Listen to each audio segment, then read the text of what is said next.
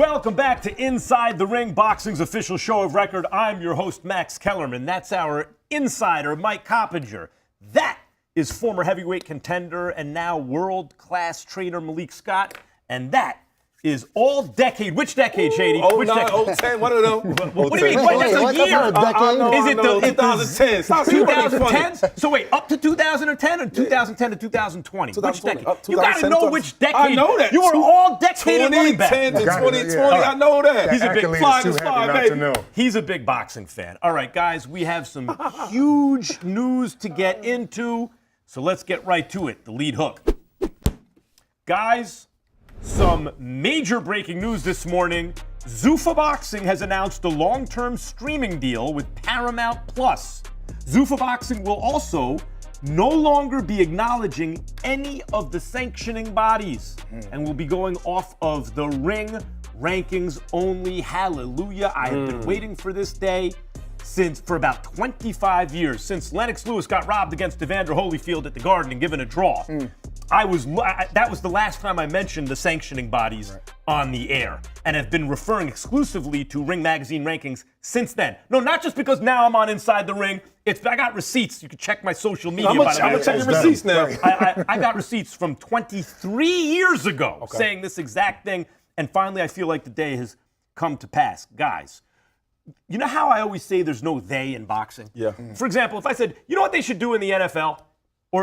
In football. You know what they should do in football? Am I talking about some other? No, I'm talking about the NFL. You know what they should do in basketball? There are 1 million basketball leagues. I'm talking about the NBA. There's never been a they there in boxing.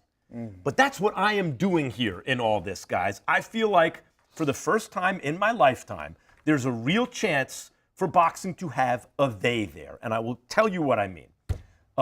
Eddie Hearn, from hearing him recently talk, has made it pretty clear that, when he's dealing with, because everyone understands Riyadh season and the Saudi investment in boxing right now.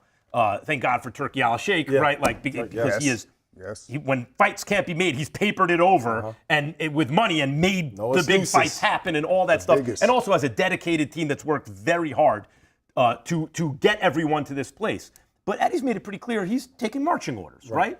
I was involved in the Riyadh season TKO partnership and collaboration that brought about Canelo and Crawford. I was on the broadcast team, and I can tell you, seeing it up close, that was a collaboration in the best sense of the word. Constant communication, expertise on both sides, resources on both sides, trying to put something together and succeeding at the highest level and in a way that boxing has not experienced before.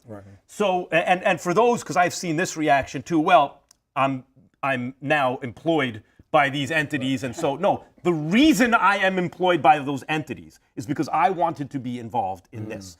And so this is what I mean. Okay, do you understand that there was a college football game scheduled for the Saturday of Canelo Crawford? When was the last time a boxing event in North America got a college football game moved to week 0 to make way for a big fight? That ain't happening. Then they had the audacity to put it in a football stadium, right? They got a subsidy from the Las Vegas Convention Authority. They did things that normally are not associated with boxing promotions. The fan experience was more like the kind you get at an NFL game. Yes, it was. Yes, it was. By the way, let me give you an example of this. I want to show you 2 pictures. Here is the first picture. This is the Fanatics TKO. You see this, the Zuffa, see this? That's what the merchandise looked like. That's what you expect at a Major League Baseball game. This was Canelo's booth. That's more like what you see at a fight. Right? It's nothing against Canelo. This is what fights look like. But they don't usually look like the first picture. There is an attempt being made to bring boxing to the level of the NFL and the NBA and Major League Baseball. There's a new boxing video game, by the way. Friday, Silver Lake, who's a shareholder in TKO, announced a partnership with the Public Investment Fund, Saudi Arabia, PIF, to take EA Sports private, right? And there's an idea that there could be a new boxing video game underway. I'm a copy. There are the kinds of things happening in boxing now that have not happened in my lifetime. I'm 52 years old, okay? we're just not used to this sort of stuff. So I'm very excited by it, and and that's why I'm involved in it. Yeah, Max, I mean, there's been so many problems with boxing over the years, obviously. You talk about the best not fighting the best. You talk about all these fights being behind a paywall on pay-per-view. But to me, the thing you said off the top, Max, no more sanctioning body acknowledgement, that is the key to all of this. No entity in boxing has done more damage to the sport than the sanctioning bodies. The WBC, the WBA, the WBO, the IBF. If you don't mention them, I'm going to mention them right here. Why even say them? The rankings don't reflect reality. They block more fights than anything else. So I always hear this, well, the fighters want to fight for these titles. They grew up with the titles, and yes, that is true. But I think if Zuffa Boxing is going to be successful over time, they will say, I want to fight for that belt. This is what I would say about the initialisms that he just called out, the sanctioning bodies. In college football, I mentioned the college football game was moved. In college football, there's a national title game. There are lots of bowl games, right? But you might win a bowl game, a prestigious bowl game, and you're only the 6th ranked team, right? Because there's only one national title. That's right. That's how people should start wrapping their minds around the Ring Magazine champion. The champion of a division is Ring Magazine champion. If you have another belt, you got a bowl win. Good for you. That's not nothing. It's a promotional tool. It means you beat probably someone pretty good, but you might only be the 6th or 8th or 10th best fighter in your division. Right. And it was a great, I just, from my point of view, was just TKO's first fight, obviously, was with Crawford and Canelo. Yeah. And when you talked about the Super Bowl, it made me, you said a football game, but for me, it's like the Super Bowl. Everything was ran like so well. And you bring in Dana White and you talk about Turkey making the best fights, where now there's no more excuses. So when you want to fill up a 70,000 venue, you can do it because fans are going to go watch these fights. We got the best fight and the best. And I will say this, man, boxing's in great hands, the things that they're doing right now, and it makes everybody, the fans, and people want to go and watch these fights. Yes, and I remember coming up, Max, like the belts. We'll say, before I even was born, we'll say when Larry Holmes was champion.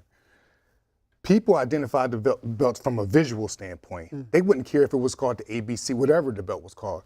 They recognized a champion. And I think right now, this is the most important thing that I see that can come from this right here, that people will recognize a champion. One man, one name, one face. Exactly. Like, you know what I mean? By the way, Malik, you bring up Larry Holmes. He had a belt at the time that was considered the most prestigious one. I don't mention them by name. And he didn't want to make certain title defenses because he'd already beaten Jerry Cooney. He was on the back 9 of his career. He just wanted some easier fights. So he was stripped of that belt. And there was another belt, the other 2 belts were based in Mexico at the time. There were 3, not 4. And there was one belt based in America. In New Jersey, actually, was the headquarters. And that belt, no one recognized. They awarded it to Larry Holmes. And then all of a sudden, everyone recognized it. Why? Because everyone knew he was the champ. Right. They already know it. It's kind of like Aristotle says, right? The champion makes the belt. You're going to quote I'm going to quote Aristotle. If you're Yes. friends with everyone, you're friends with no one. So if you have multiple champions, you really have no champions at all. Do you feel that you have no friends, Mike? Not on this show, Max. I have 3 friends right now. But Well, you know what they say, if you're friends with everyone. Yeah, right. Guys, you mentioned, you called out Dana and Turkey, and this is something that I've done consistently because it's true. The reason I thought this, and I believe this has a chance to work, it hasn't happened yet. Right. An amazing kickoff to the whole thing, far. Canelo and Crawford, so far so good. But the reason I believe it has a real shot is Turki Al-Sheikh has a ton of resources and he has a big imagination. Look at the Crawford. And he's a real fan. Look at the Crawford. That's the key. He's an actual boxing fan of boxing. For years, people who didn't even really love boxing were calling shots. Turkey is 100% a boxing fan.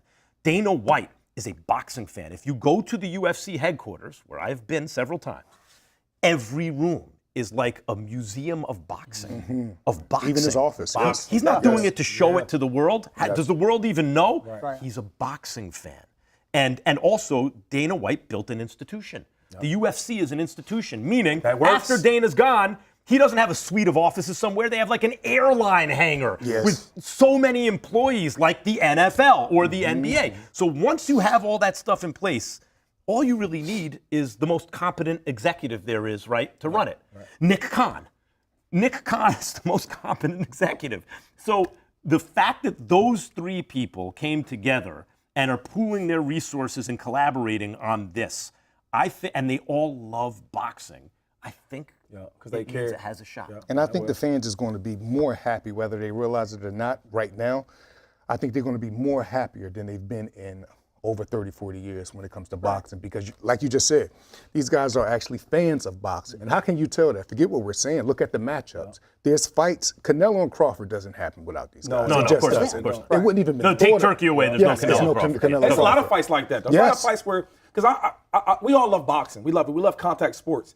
But the problem has been having is, well, this top guy's not fighting this top guy at the right time, and they're waiting for the right time to fight him, and fans don't want to hear that. So now when you bring Turkey in here, just think about all the fights you've been getting. Now we have a conversation of the best fighting the best. We're not going to have them issues where we're not getting the elite guys fighting. Not only the fights that we're not getting, but the fights that we are getting because of the sanctioning bodies all the time. How many nonsense mandatories we have to sit through, right? Right. And eliminators. With the eliminators, and wait, who's this guy? He's number one. He's the mandatory. No one's Guys, ever heard of him. all the sanctioning bodies are promotional tools.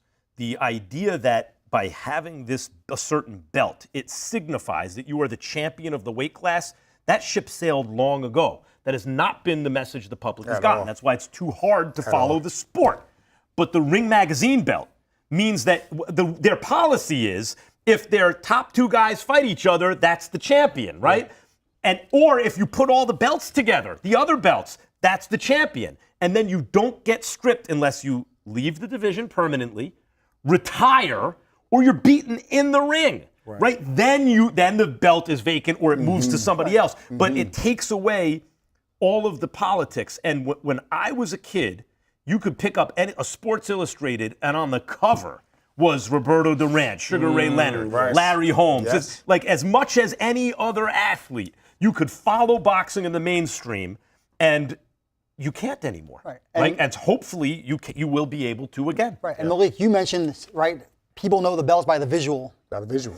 Which belt is more famous and more visually stunning than the Ring Magazine title? Rocky won it. We all know it. It's the most beautiful belt. We're not just saying it because of the show. It just is. How about Do you pay commission on that belt? On the No. ring? Absolutely Of not. course, that's what I'm saying. Of course No, not. right. You don't have to pay a Of course sanctioning not, fee. yeah. That's not. They're actually being run like a real business, not a going out of business sale. You know what's crazy? So Malik, I put a little money on these fights. You know, I like to see good I already fights. know, Sadie. But it's crazy because if you take about 7 years ago, like you really couldn't get great fights, right? The odds were so big. But now in the last 2 years, a lot of them tough That's another fights great are point. close. So now, I can bet on Bud versus Canelo because I can win me some money. It's plus money, or it's maybe minus 150, as in you put it Because on the competitive nature is so easy. Yeah, so it's so By close. the way, that's the point of Zuffa Boxing also, because when I was called about even Canelo Crawford and told about the ideas that Dana and Nick and Turkey had, the idea was 50-50 fights. There you go. I mean, by the way, and sometimes there's 60-40 fights. Like Sure. on the That's undercard close enough. on the That's still undercard even- of that's Canelo still and good. Crawford, there were a bunch of 60-40 bunch fights of them, where yes. 40 beat 60. Yes, it was. Because if Great you have point, a Matt. coin The weighted, B-side. if you have a coin weighted very slightly,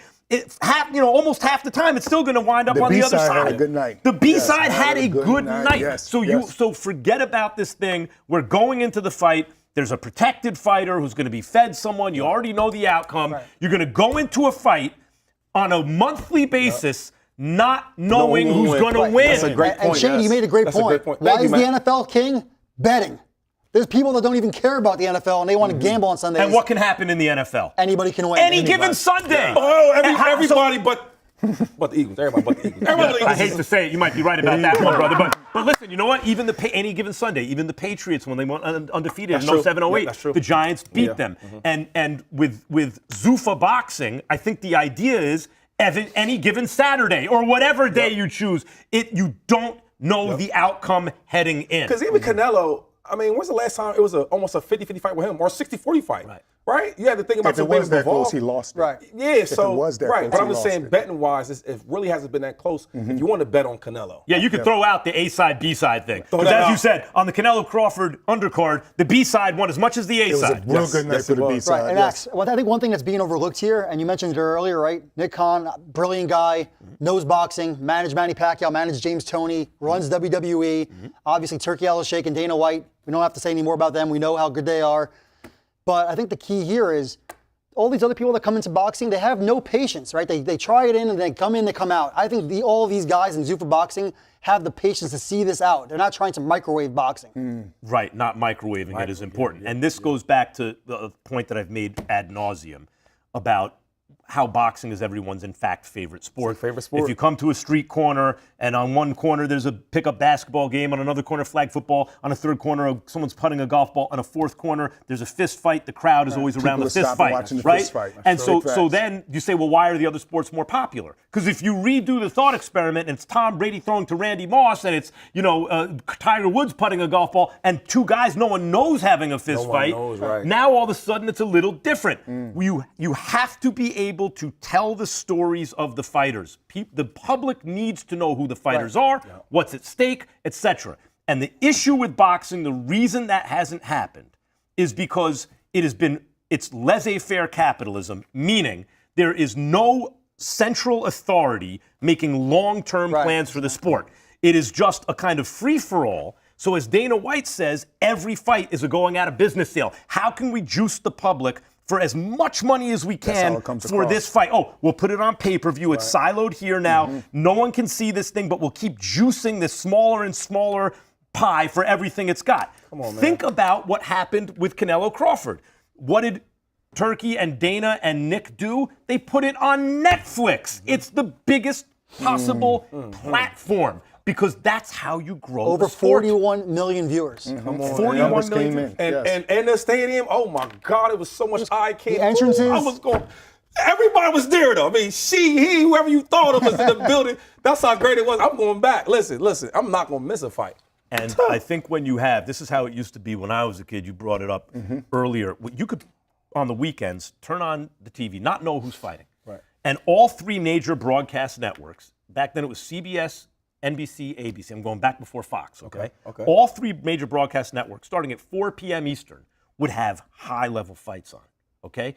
Because back then, the regular season of boxing was played out on the cable networks. The postseason was played out on networks during the weekends.